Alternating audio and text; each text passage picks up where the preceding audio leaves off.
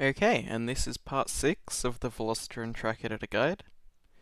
The track's almost done, but I'm going to take a bit of a break doing the finishing touches to talk about track scale, which I think is a very important yet overlooked part of track design in Velocidrone specifically.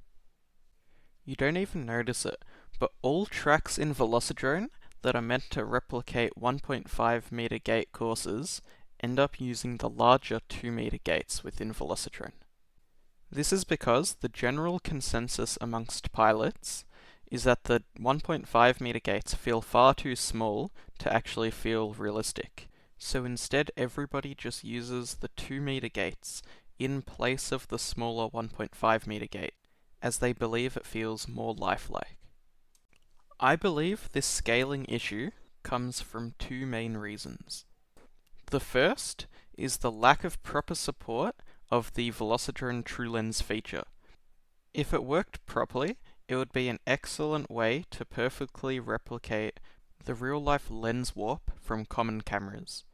But, since it does not work in a way most pilots can tolerate, the only option for us is to use the default camera, which without any fisheye, makes all the gates feel a little smaller, thus contributing to this scaling issue in Velocidrone.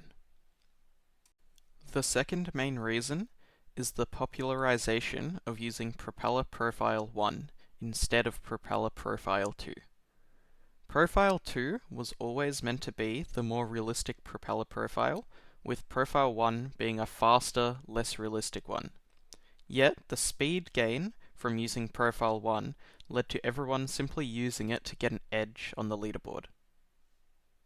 This obviously resulted in the community's drones flying faster than intended, thus making the environments feel smaller, and thus resulting in everyone upscaling their tracks to accommodate the new drone speed. Now, to get to the point, this is all relevant because in the tutorial series so far, I have been setting the track up such that 1.5 meters in Velocidrone is equal to 1.5 meters in real life. If I published the track right now, I bet everyone would complain about how tight and how small the track felt.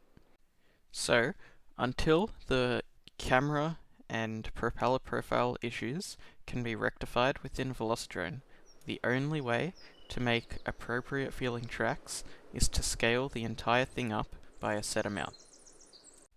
When people use the 2 meter gates within Velocidrone in place of 1.5 meter gates, they are inadvertently scaling the track up by a factor of 1.33. Personally, I think this feels just a tad large, but this is also personal preference, and depending on your skill level and drone setup, this could differ. The typical scaling factors, which I prefer to stick to, are between the range of 1.1 and 1.35.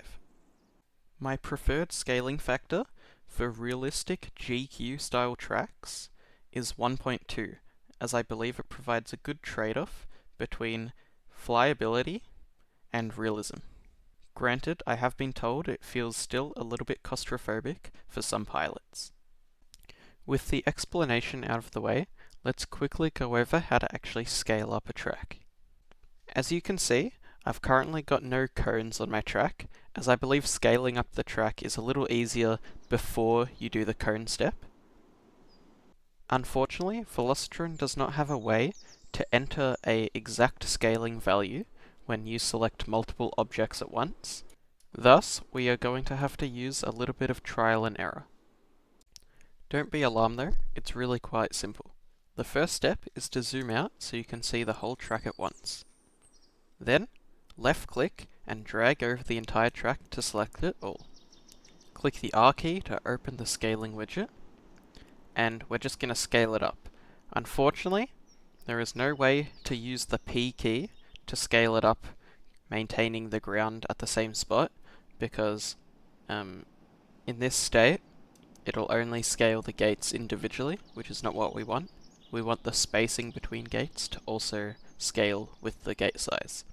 So we're going to have to use the center of volume sort of scaling mode to scale it up, which does mean we will lose the ground plane. gates will sink into the ground or elevate higher than they're supposed to be. This is inevitable and can't be helped.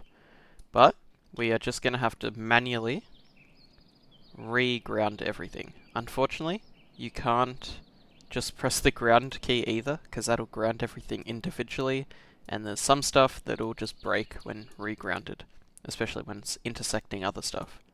So, we've just scaled it up by some random amount. Now we just click on a gate and check. 1.183, that's pretty close to 2, so I know if I just go a tiny bit higher, I'll probably have the right scale. So I once again select everything, scale it up by the smallest amount I can, and 1.216. I'm just going to say that's fine, and call it a day. Now I highlight everything, and now I'm just going to re-ground. What I like to do is look at the 5-inch gates and see just when the yellow line at the base of them becomes visible, and then that's where I like to leave it, just like that. And now we have successfully scaled up our track to a 1.2 times scaling factor.